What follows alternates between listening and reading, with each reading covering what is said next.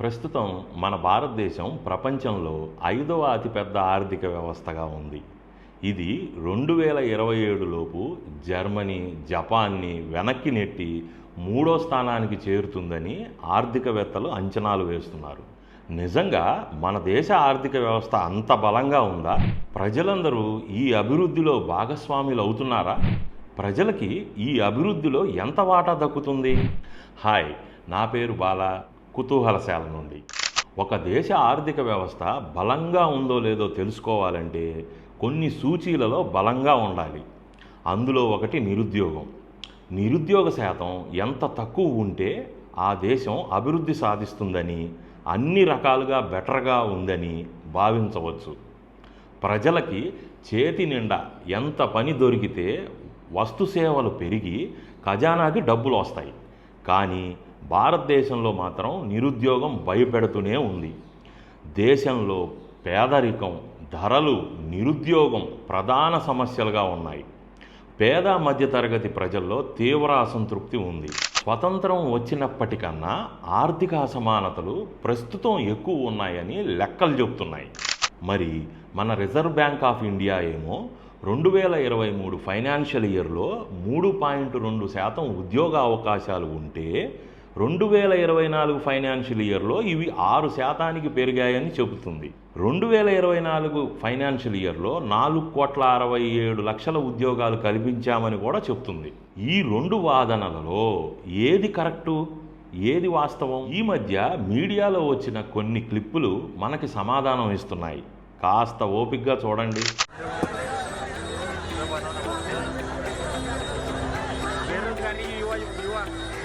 बघून घ्या म्हणा आता आपलं घेतला मागे होतं रे आठवत रे.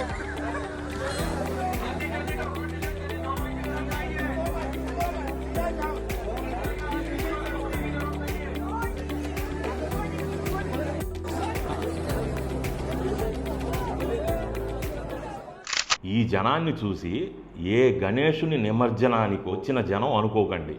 ఇది ఇటీవల ముంబైలోని ఎయిర్ ఇండియా ఎయిర్పోర్ట్ సర్వీస్ వాళ్ళు విమానాల్లో లగేజ్ని లోడింగ్ అన్లోడింగ్ చేసేదానికి 600 ఉద్యోగాలకి దరఖాస్తుల్ని ఆహ్వానించగా దీనికి ఏకంగా 25,000 మంది వచ్చారు. కేవలం 20 నుండి 25,000 జీతం వచ్చే లేబర్ ఉద్యోగానికి ఇంతమంది రావటంతో అక్కడ తొక్కిసలాట జరిగి పరిస్థితిని అదుపు చేయలేక నానా ఇబ్బందులు పడ్డారు. చివరికి పోలీసులు వచ్చి పరిస్థితుల్ని అదుపులో తెచ్చారు. వచ్చిన వారిలో ఎక్కువ మంది గ్రాడ్యుయేట్లు, పోస్ట్ గ్రాడ్యుయేట్లే. ఇక ఈ వీడియో చూడండి.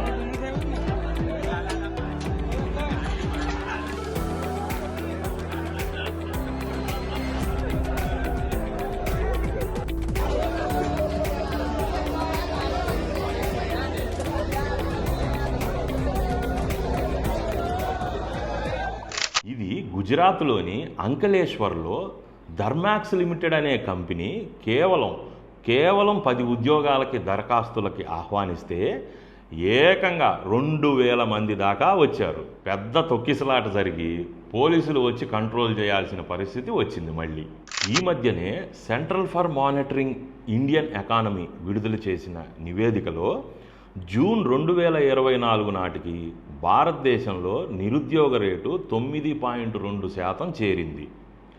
మే నెలలో ఇది 7% ఉండగా ఒక్క నెలలో ఏకంగా 2.2% పెరిగింది. 2023 జూన్లో ఇది 8.5% ఉంది. ఈ నివేదిక ప్రకారం భారతదేశంలో నిరుద్యోగుల్లో పురుషుల కంటే మహిళలే ఎక్కువ ఉన్నారు. గత సంవత్సరం జూన్లో నిరుద్యోగంతో ఇబ్బంది పడుతున్న మహిళలు 15.1% ఉంటే ఈ సంవత్సరం జూన్కి అది 18.5%కి పెరిగింది. అదేవిధంగా పురుషుల్లో నిరుద్యోగ రేటు గత సంవత్సరం జూన్లో 7.7% ఉంటే ఈ సంవత్సరం 7.8%కి పెరిగింది. ఇక గ్రామీణ ప్రాంతాల్లో నిరుద్యోగంలో ఉన్న పురుషులు మే నెలలో 5.4% ఉండగా జూన్కి 8.2% చేరింది.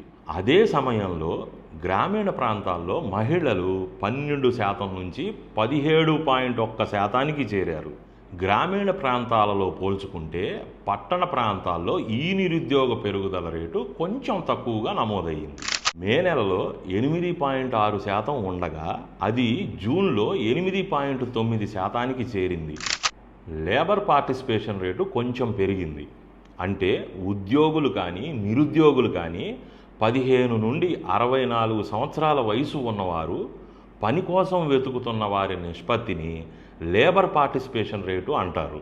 ఇది 2024 మేలో 40.8% ఉండగా జూన్ నాటికి 41.4%కి పెరిగింది. ఇది గత సంవత్సరం జూన్లో 39.9%గా మాత్రమే ఉంది. భారతదేశంలో నిరుద్యోగ తీవ్రత ఏ స్థాయిలో ఉందో ఈ సర్వే లెక్కలు చెప్తుంటే మరి ఆర్బీఐ ఏమో ఉద్యోగాలు ఎక్కువ ఇచ్చేశామని చెబుతుంది. ఒక పక్క నిరుద్యోగం పెరిగిపోయి ఇంకో పక్క ఉద్యోగాలు పెరిగిపోయాయంటే నమ్మబుద్ధి కాక కుతూహలం కొద్దీ వెతికితే మాకు దొరికిన సమాధానం ఒక్కటే. अगर आपके जी टीवी स्टूडियो के बाहर कोई पकौड़े बेचता है और शाम को 200 रुपया कमा करके घर जाता है, उस व्यक्ति को आप रोजगार मानोगे कि नहीं मानोगे? ఇందులో ఆయన ఏమన్నారంటే, మీ స్టూడియో బయట ఎవరన్నా పకోడీ బండి అతను కష్టపడి సంపాదించి సాయంత్రానికి 200 ఇంటికి తీసుకుపోతుంటే అది ఎంప్లాయ్మెంట్ జరిగినట్లా కాదా అన్నారు. ఇంకో ఆణిముత్యం చూడండి. मंत्री श्रेष्ठ विद्यालय का शुभारंभ कर रहे हैं। मेरा आप सबसे निवेदन है कि केवल एक बोध वाक्य पकड़ लेना, केवल एक बोध वाक्य पकड़ लेना। ये कागज की डिग्री से कुछ होने वाला नहीं है। मोटरसाइकिल की पंचर की दुकान खोल लेना, जिससे कम से कम अपनी जीवन यापन चलता रहे। మధ్యప్రదేశ్లో బీజేపీ ఎమ్మెల్యే గుణాగవే బిజారే ఒక స్టూడెంట్ కాన్ఫరెన్స్లో విద్యార్థుల్ని ఉద్దేశిస్తూ ఈ వ్యాఖ్యలు చేశాడు.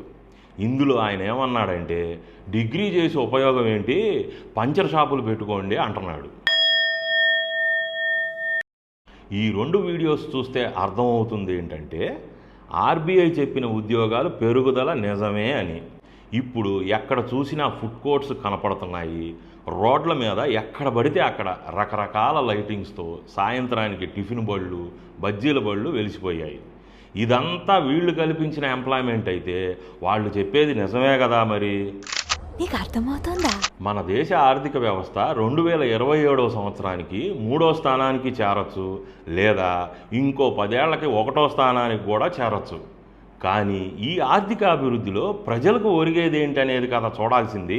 ఒక పక్క అసమానతలు పెరిగిపోతున్నాయని లెక్కలు చెప్తున్నాయి. పోస్ట్ గ్రాడ్యుయేషన్ చేసిన వాళ్ళు కూడా 10,000, 20,000 వచ్చే ఉద్యోగాల కోసం తన్నుకుంటున్నారు. మరి పెరిగిపోతున్న ఈ సంపద అంతా ఎవరి చేతుల్లోకి పోతుందో మీకు వేరే చెప్పాల్సిన అవసరమే లేదనుకుంటా. ఒకవేళ దాని మీద కూడా వీడియో చేయమంటే చేస్తాం. ఇప్పటికింతే, ఇక సెలవు.